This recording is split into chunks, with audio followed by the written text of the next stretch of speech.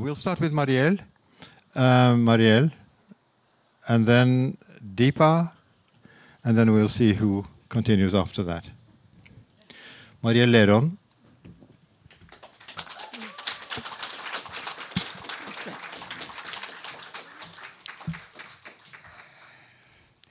Dear friends and comrades, we live in extraordinary times.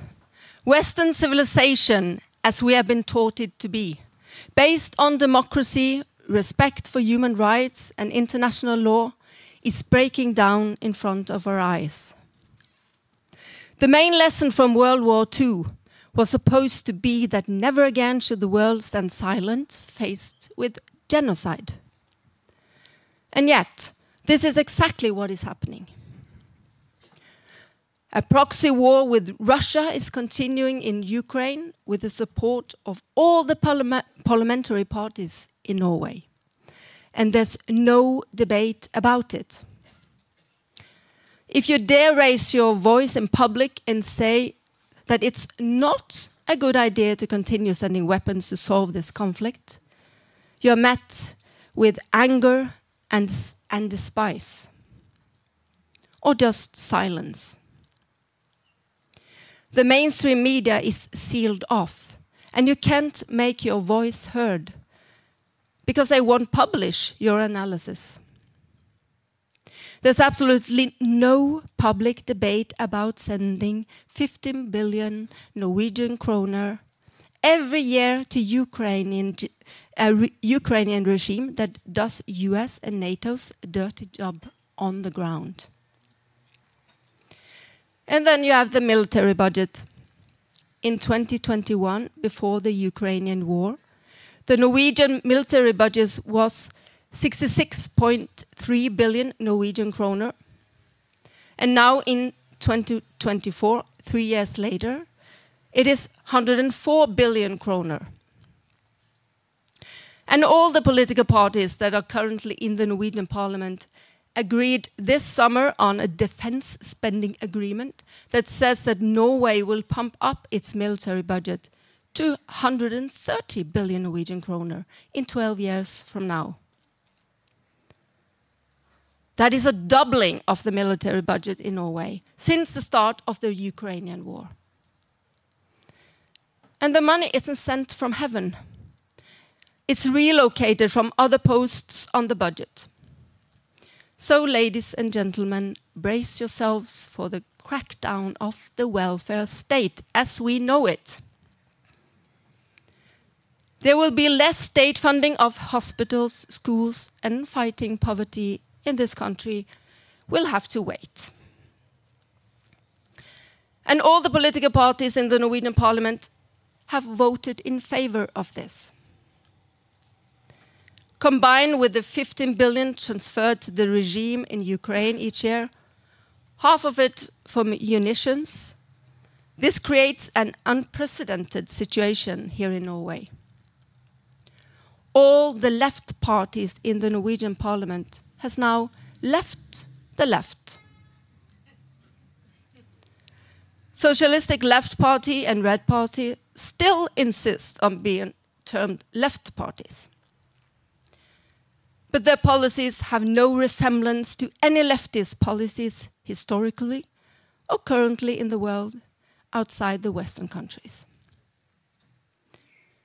No friends on the left in any other country are saying it's a great idea pumping up a NATO-based military budget, which is enabling the US and NATO to continue the genocide in Gaza and continue a war in Ukraine against Russia. No one. So here in Norway and the rest of Scandinavia, people live in a bubble. And how have we come to this point? How did we end up here? Surely, when it comes to Palestine, most people in Norway stand with Palestine. And more people also realize it's a genocide going on. But when it comes to the Ukraine war, most ethnic Norwegians are convinced it's just imperialistic Russia going for more territory out of pure lust for conquest. Or shall I say, out of Putin's insanity.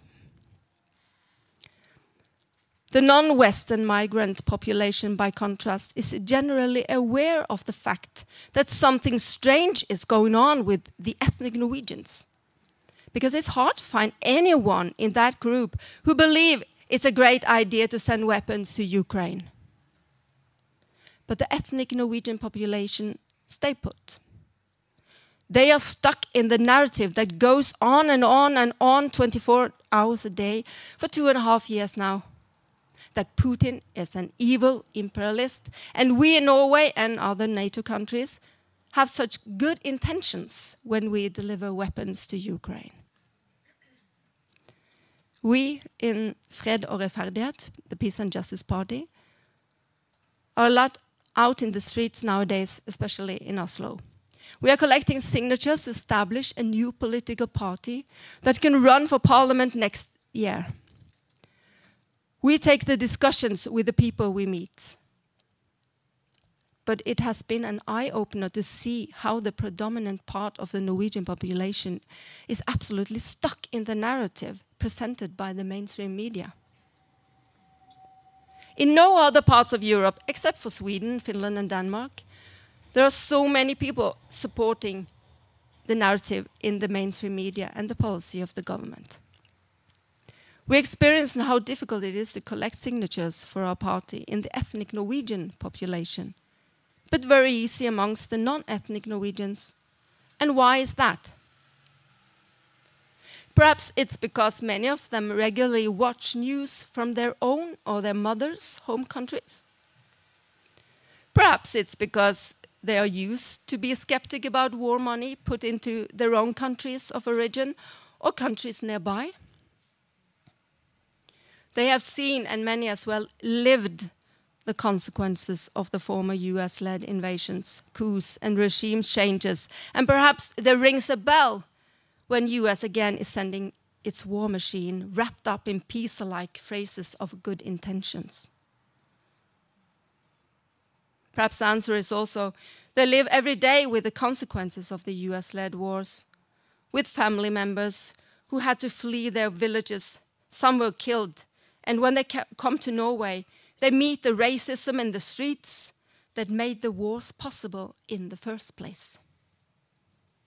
The exception amongst the Norwegian and European population that our countries go from one war to the next to bring our superior values and ideas as a gift to what we see as backward civilizations that need our help to get rid of leaders that they can't deal with themselves.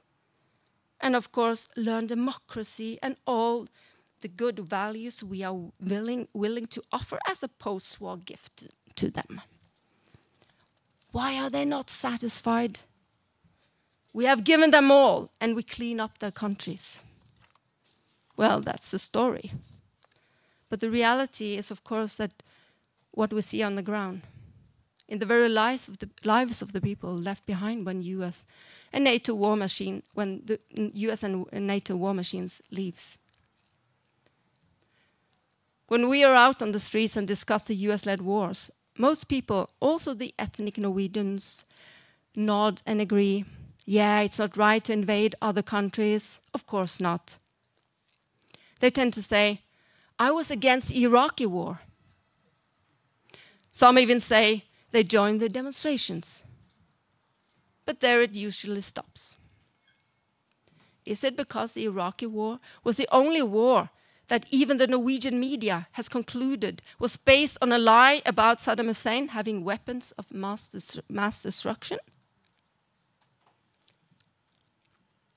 If we then scroll to present time, the ongoing genocide in Palestine, the most documented genocide ever happened, as it is committed. More and more people also realize that it is a genocide going on, although the mainstream media doesn't use the term. And I think that's because there's an organized movement with organizations who regularly, often several times a week, get hundreds and sometimes thousands of people out in the streets, screaming out loud the phrase, "Stop the genocide." And when it comes to the solution, how can we bring this genocide to an end? More and more people are pointing at the US. as the country in the world who is not just letting the genocide continue, but in fact is the country facilitating the genocide. There would have been no genocide without the US. We must build on the solidarity for the Palestinians and the real rage against obvious complicity by the US to raise awareness of the real overall intentions of US and Western imperialism. That has never, anywhere, been about supporting ordinary people, but always to promote exploitation of the riches of the world for the benefit of a privileged elite. Thank you.